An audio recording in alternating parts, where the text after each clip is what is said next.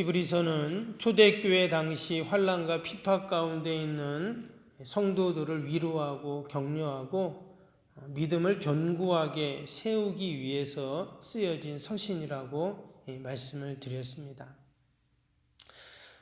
특별히 히브리서에는 예수님이 누구신가 하는 이 기독론이 아주 정확하게 기록된 책이라고 했죠. 그러면 환난과 핍박과 또 예수님이 누구신가, 이게 무슨 상관이 있는가? 그런데 우리가 신앙생활을 해보면, 여러분, 내가 예수님을 잘 알 때와 또 예수님을 몰랐을 때, 여러분, 무엇이 다릅니까? 우리가 예수님을 알면 알수록 우리가 더욱더 하나님을 사랑하게 되죠. 더 주님의 몸된 교회에 헌신하게 되고, 또 하나님의 은혜에 늘 감사하게 되고, 또 주님을 찬양하게 되고, 또 내가 들은 복음을 전하고 싶고, 더 내가 하나님 앞에 헌신하고 싶고, 말 그대로 내가 예수님을 알면 알수록 더 우리의 신앙이 깊어지고 믿음이 견고해지는 것을 우리가 경험하게 됩니다. 때문에 어떤 환난과 핍박이 와도 내가 예수님이 누구신지를 정확히 알고 온전히 알면 여러분 능히 이길 수 있는 힘이 생기는 줄로 믿습니다. 요즘에 서울에 있는 오리온 교회에서 다니엘 기도회라는 것을 합니다. 그 교회만 하는 게 아니라 전국에 한 14,000여 교회가 함께 그것을 참여한다고 이야기하는데, 저희 교회는 다니엘 기도를 따로 하지 않지만 유튜브에 이렇게 들어가시면 이제 좋은 강사들을 초빙을 해서 그렇게 이제 말씀을 듣고 함께 찬양하고 기도하는 그러한 기도회인데요. 며칠 전에 보니까 천정은 자매라는 여자 성도님이 나와서 간증하는 것을 보았습니다. 근데 이분이 어떤 분이냐면 항암 치료를 지금 86차를 받았다고 해요. 지난 8년 동안 항암 치료를 받은 분입니다. 그러니까 얼마나 힘들겠어요. 그런 오랫동안 항암 치료를 받고 지금 이제 암 환자인 거죠. 참 힘들고 어렵고 낙심이 되고 아프고 막 그런데 이분이 그런 간증을 하는 거예요. 이전에는 자기가 예수님을 모를 때죠. 모를 때는 내 인생이 내가 주인이다 이렇게 생각을 했다는 거예요. 근데 예수님이 누군지를 알고 나니까 이제 내 인생은 내가 주인이 아니라 예수님이 주인이시다. 그러니까 내 몸도 내게 아니라 예수님 거니까 내가 이렇게 아파할 필요 없고 힘들어할 필요 없어. 이런 믿음이 생긴 거예요. 그러니까 그 항암 치료 받으면서 막 그렇게 다른 사람은 힘들어 하는데 이 사람이 그걸 다 이겨내는 거예요. 안 아프다는 거예요. 안 힘들다는 거예요. 어떻게 이것이 가능한가? 도리어 감사하고 막 다니면서 다른 암 환자들을 만나가지고 막 복음을 전하고 간증을 하고 이러더라고요. 여러분, 내가 예수님이 누군지를 우리가 늘 알고 또 그 주님을 내가 붙잡으면 그 천정은 자매처럼 우리도 늘 어떤 환난과 핍박이 와도 아픔이 와도 여러분 능히 이길 수 있는 그런 힘이 생길 줄로 믿습니다.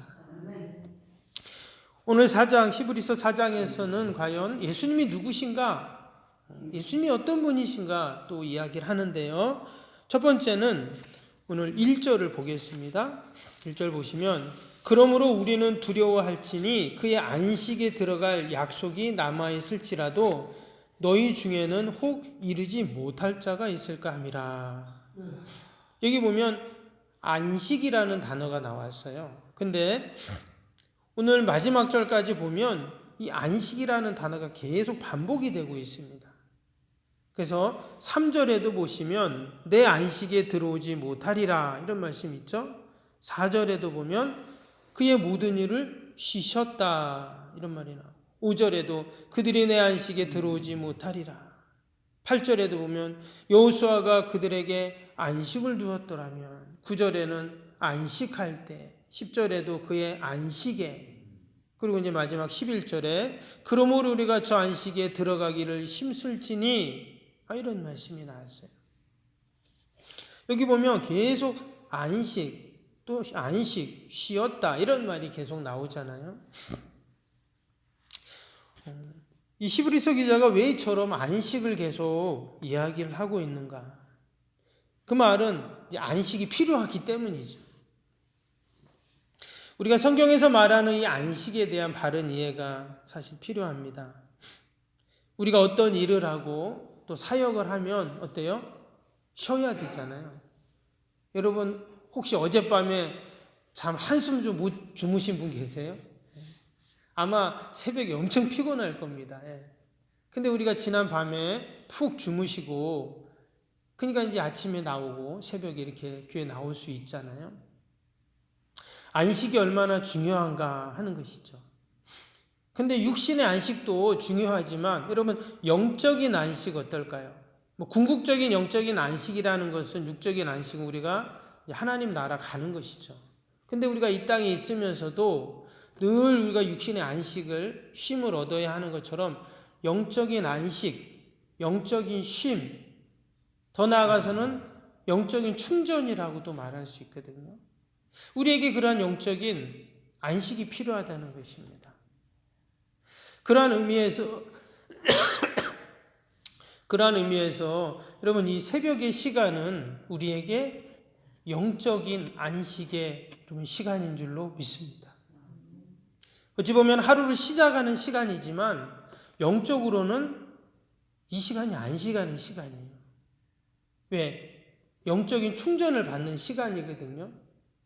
또 주님을 만나고 말씀을 내가 듣고 또 내가 주님이 주시는 그 힘을 얻어서 우리가 오늘 하루를 살아야 되기 때문에 영적으로 우리가 살아가야 하기 때문에 이 새벽 시간은 영적인 안식의 시간입니다.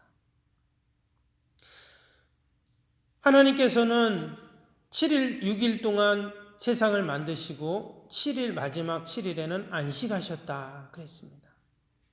이스라엘 백성들이 광야 40년을 지나고 가나안 땅에 들어간 것을 안식이라고 이야기했습니다. 예수님 하나님께서는 우리에게 안식일이라는 제도를 만들어 주셨습니다. 그 말은 무슨 말이냐? 안식일이 그만큼 중요하고 하나님이 세상을 만드실 때 안식일이라는 안식하라는 질서와 시스템을 만들어 주셨다는 거예요. 근데 만약에 안식하지 않는다 그러면 어때요? 아까 말씀드린 것처럼 어젯밤에 잠 안 잤으면 오늘 너무 피곤하죠. 근데 그것이 하루, 이틀, 3일, 4일 계속 안 자면 어때요? 그럼 죽죠. 여러분 잠을 계속 안 자면 죽습니다. 근데 우리의 영도 마찬가지. 우리의 영도 안식을 취하지 않으면 어떻게 돼요? 영이 죽는 것입니다. 안식의 시간, 우리의 영적인 충전, 영적인 쉼의 시간을 갖지 않으면 우리의 영이 죽게 되어 있어요. 그러한 의미에서 여러분 이 새벽에 이 영적인 자리, 영적인 쉼과 영적인 충전을 받는 이 복된 자리에 나온 여러분들을 축복합니다. 할렐루야. 그래서 오늘 말씀에는 그처럼 안식하라. 특별히 육적인 안식도 이야기하지만 영적인 안식, 주님을 만나는 시간, 주님과 교제하는 시간, 또 영적인 충전을 받는 이 시간이 너무도 중요하다 하는 것을 이야기하고 있습니다. 당시 초대교회 성도들 환난과 그 박해를 받던 그들에게도 무엇이 필요했을까요? 궁극적인 안식에 우리가 들어갈 것을 소망해야 된다라는 말을 하면서 또 다른 한편으로는 우리가 영적인 충전과 쉼을 얻어야 한다 하는 이야기를 지금 이 안식을 통해서 말하고 있는 것이죠.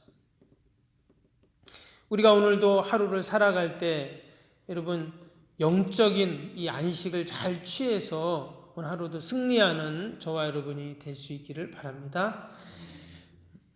그 다음에 마지막 절 한번 보시면 마지막 절 한번 보세요. 16절이죠. 마지막 절에 그러므로 이제 앞에 있는 이야기 다 이제 한 다음에 이제 또 그러므로 이렇게 나오죠. 그러므로 우리는 긍휼하심을 받고 때를 따라 돕는 은혜를 얻기 위하여 은혜의 보좌 앞에 담대히 나아갈 것이니라 했습니다. 여기 보면 하나님의 보좌 앞에 나간다 이렇게 말했어요. 그것도 담대히 나아간다 이런 말을 했습니다.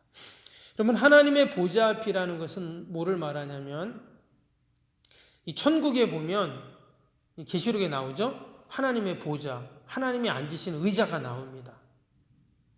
마치 우리 예배당에 보면 광대상 뒤에 의자가 있잖아요. 그렇죠? 거기 뭐 목사님도 앉고 또 예배 인도자들, 기도자들 이렇게 앉게 되는데, 마치 저 하나님의 나라 천국에도 그런 하나님의 의자, 보좌가 딱 있다는 거예요. 근데 그 앞에 내가 딱 나간다는 비유이지만, 쉽게 말하면 내가 하나님 앞에 이렇게 나온다는 말이잖아요. 근데 우리는 사실 하나님 앞에 나올 수가 없죠. 왜? 죄인은 하나님 앞에 나올 수가 없습니다. 근데 우리가 어떻게 담대히 하나님의 보좌 앞에 나와 하나님을 아련할 수 있는가? 그것은 오직 하나님이 우리를 향하신 긍휼과 은혜 때문에 가능하다라는 것입니다. 예수 그리스도께서 우리를 위하여 십자가에 달리지 않으시고 그 구속의 보혈의 은총이 아니었다면 우리는 하나님 앞에 나올 수가 없죠. 그래서 오늘 15절에 보니까 뭐라고 합니까? 15절 보시면 우리에게 있는 대제사장은 바로 예수님을 얘기하는 겁니다. 여기서 말하는 대제사장은 우리의 연약함을 동정하지 못하시리가 아니요 모든 일에 우리와 똑같이 시험을 받으신 이로되 죄는 없으시니라.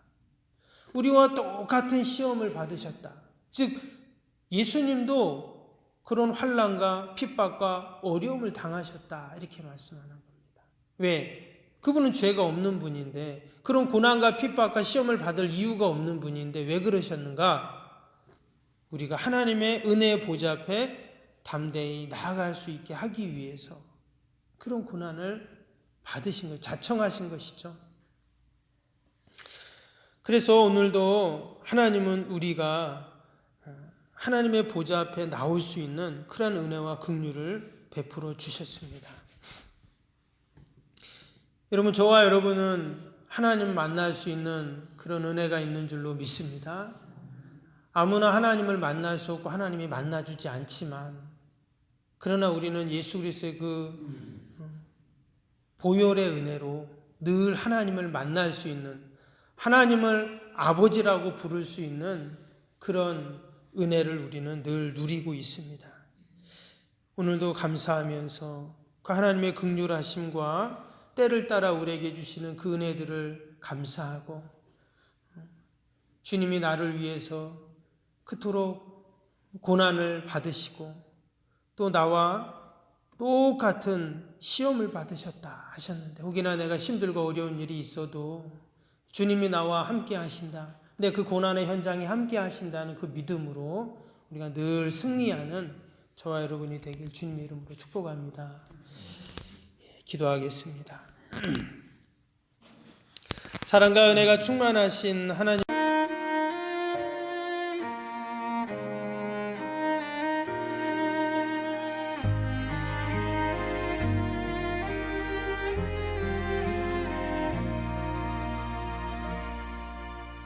나는 하나님을 예배하는 예배자입니다.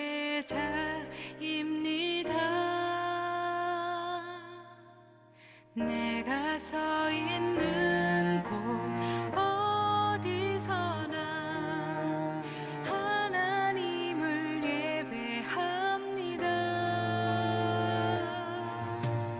나는 하나님을 예배하는 예배자입니다.